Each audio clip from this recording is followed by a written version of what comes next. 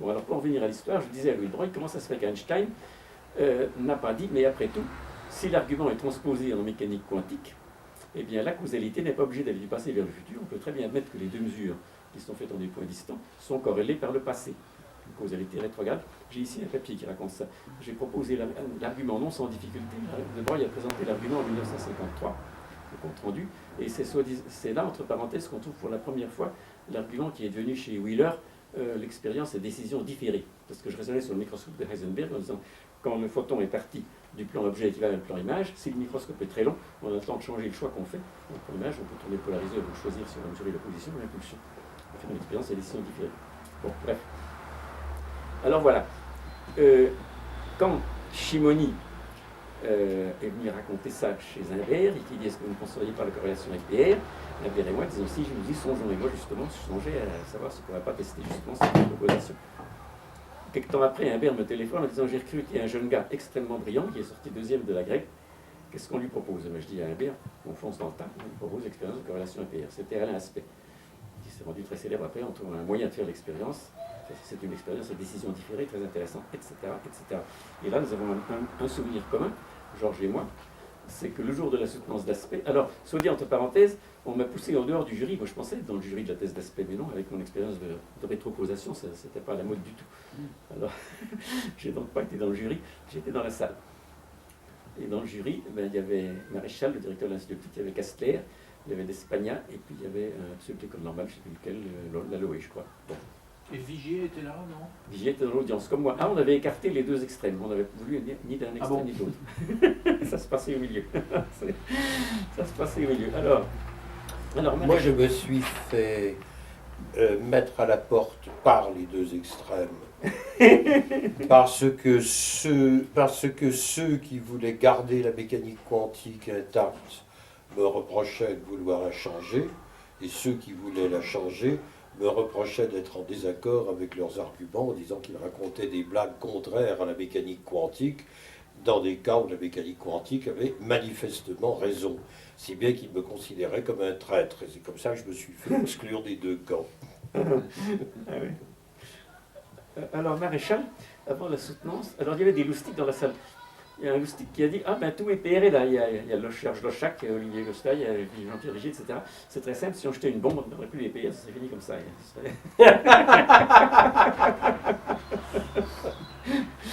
En tout cas, Maréchal de réunir en disant, écoutez, aujourd'hui, le sujet est tellement brûlant que ça ne sera pas comme d'habitude. Après la soutenance, on ne demandera pas l'avis des citoyens, des physiciens du plancher.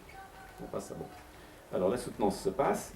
Et puis, je sais pas pourquoi, ce qui est contraire à la loi universitaire. Oui, c'est contraire à la loi universitaire. Car dans une soutenance de thèse, on a le droit de se prononcer depuis la salle simplement si on a le titre de docteur et sciences. C'est la loi depuis le Moyen-Âge. Alors, Maréchal nous dit aujourd'hui ça ne se passera pas comme ça. On va voir poser des questions. Bon. Et puis Maréchal a changé d'avis parce qu'il a posé la fameuse question. Ah, alors j'ai dit, je parle par le premier, je sais très bien qui parlera le premier, ça va être Jean-Pierre Vigier. En effet, ils font ça tout de suite comme le taureau, vous savez, on ouvre l'arène. Alors, la fameuse question, c'était... Ah ben la fameuse question, c'était sur l'interprétation de la corrélation EPR, qu'est-ce que vous aviez à dire là-dessus? Alors Vigier dit, c'est très simple, ça se résume en deux coups de cuillère à peau par les variables cachées, on commence tout un petit laïus là-dessus. Et le jury n'était pas d'accord, on a fait comprendre à Jean-Pierre Vigier que son discours n'était pas à la mode et qu'on ne voulait pas l'écouter. Je ne suis pas d'accord non plus d'ailleurs. Alors moi j'ai dit, je parle maintenant, et je sais très bien que mon discours ne sera pas à la mode non plus. Alors je vais donc le faire très bref. Alors j'ai dit, très joli l'expérience d'Aspect, et j'en suis pour quelque chose d'ailleurs, sur une parenthèse, très joli, mais remarquez qu'en vertu du théorème de la CPT invariance, on pourrait la faire dans l'autre sens, sous-entendu ce serait moins cher et tout aussi démonstratif. Au lieu d'avoir deux photons qui divergent, on peut avoir deux photons qui convergent et faire une anti-cascade.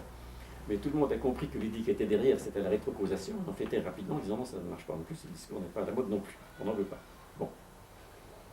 Enfin, toujours est-il que quelques temps après, Vigier me dit, vous savez, et il y avait toute la presse qui était là sur notre parenthèse. Il y avait Sciences et Vie, il y avait la recherche, etc. etc. Il y avait le Monde aussi. Et Vigier me dit, vous savez, le Monde est très intéressé, il veut faire une double page où les physiciens auront le droit de discuter ouvertement sur ce problème. Bon. Et puis rien ne venait. Alors je dis, Vigier, qu'est-ce qui se passe? Vigier, il me dit, je ne sais pas. Je lui dis, puisque vous connaissez tellement bien les gens du Monde, eh bien allez donc aux nouvelles. Alors il revient en me disant texto ceci. Eh bien écoutez, il n'y aura pas de double page parce qu'il est venu à nous casse d'en haut, disant le sujet est beaucoup trop brûlant. On a l'impression que les physiciens ne sont pas d'accord entre eux, ça serait très mauvais comme impression dans le public, et ce serait mauvais aussi pour trouver des fonds. Pourtant, la science n'est faite que de ça. Hein. Surtout que je suis assez vieux pour me rappeler ce qui se passait après la guerre de 14-18, dans les années 25, comme ça. C'est l'époque où la relativité est venue sur le tapis. Eh bien, toute la presse en a parlé. Les pros et les antis se sont déchaînés, et tout le public a été mis au courant des discussions sur la théorie de la relativité, restreinte et générale, mais surtout restreinte.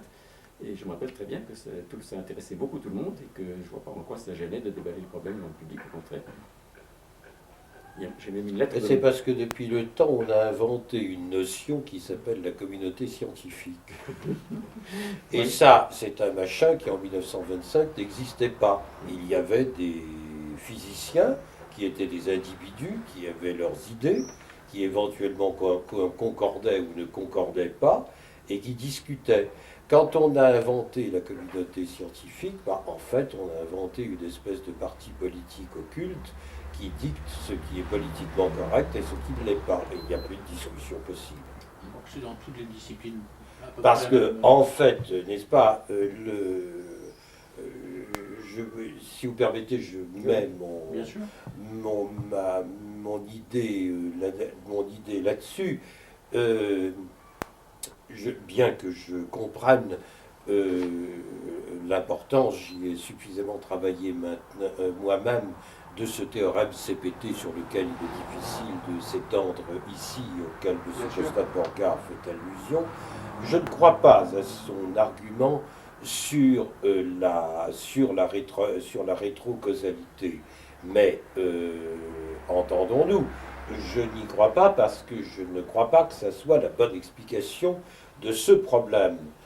En fait, ceux qui mettaient un manteau sur l'argument en l'empêchant de s'exprimer, ce sont ceux qui voyaient derrière cet argument la parapsie. Oui, c'est possible. Eh bien, la parapsie, on n'a pas le droit d'en parler. Qu'on dise qu'on ne la comprend pas, moi non plus je ne comprends pas. Mais en fait, c'est la véritable raison pour laquelle ils empêchaient d'en parler. Eh bien, je suis désolé, mais on a aussi comme ça empêché de parler de la dérive des continents, Oui, oui. considérée comme une imbécilité. Oui, oui. D'ailleurs, on l'a Dieu merci supprimée parce qu'on a changé son On a nom, changé on le nom, l'appelle oui. la tectonique des Parfaitement. plaques. Mais lorsqu'elle a été découverte, Oui. elle était interdite. Oui. Tout simplement, et il y a comme ça des tas de questions scientifiques qui périodiquement sont défendues parce que pas convenables. Et la rétrocausalité, alors ça je tiens absolument à le souligner, je ne suis pas d'accord avec M. Costa-Borgard, mais pour des raisons physiques. Je me fiche royalement de savoir si ça implique ou pas la parapsie, parce que s'il me convainquait que son argument sur CPT est bon, eh bien je reconsidérerais d'autres arguments avec. Je l'admets a priori parce que je pense qu'il n'y a pas de science possible si on n'admet pas cet a priori. Alors, dans votre ouvrage Le temps déployé, vous parlez de la télégraphie par le passé. Ben, c'est ça. Voilà, C'est ça. C'est ça. C'est ça. Alors pourquoi en zigzag? Parce Télégraphie que en zigzag. le zigzag est dans l'espace-temps. Il faut penser l'espace-temps à 4 dimensions. Alors, vous imaginez, disons, le temps vertical et les 3 dimensions d'espace horizontale. Alors, le zigzag, il va vers le passé et vers le futur. Mais il va dans les deux sens, comme ça ou comme ça. C'est symétrique, tout est symétrique. D'accord. Oui, ce que je peux vous dire, c'est qu'il y a de plus en plus de théoriciens qui en viennent à cette explication, qui sert d'extrêmement près les formules. C'est une lecture quasi littérale des formules. Et je constate qu'il y a de plus en plus de gens qui se rallient à ce point de vue. Celui qui a écrit le plus gros article est un nommé Kramer, J.G. Kramer, dans Reviews of Modern Physics. Et il est extrêmement honnête, c'est M. Kramer, c'est un énorme article, et il cite tous ceux qui ont parlé avant lui sur le sujet.